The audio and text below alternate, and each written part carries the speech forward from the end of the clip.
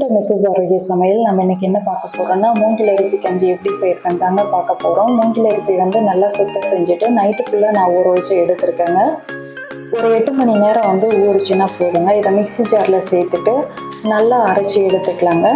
அரைச்சி எடுத்துட்டு நம்ம கஞ்சி எதில் காய்ச்சுவோமோ அதில் சேர்த்துட்டு நம்ம தேவையான அளவுக்கு தண்ணி சேர்த்துக்கலாங்க. தண்ணி, மிளகுத்தூள், உப்பு எல்லாம் சேர்த்துட்டு நல்லா கலந்து விட்டுட்டு அப்படியே ஸ்டவ்வில் எடுத்து வச்சுட்டு நல்லா கலந்து விட்டுக்கிட்டே இருக்கணுங்க. அடி பிடிக்காத அளவுக்கு நல்லா கலந்து விட்டுக்கிட்டே இருக்கணுங்க. ஒரு 15 மினிட்ஸில் ஈஸியாக ரெடி ஆகிடும்.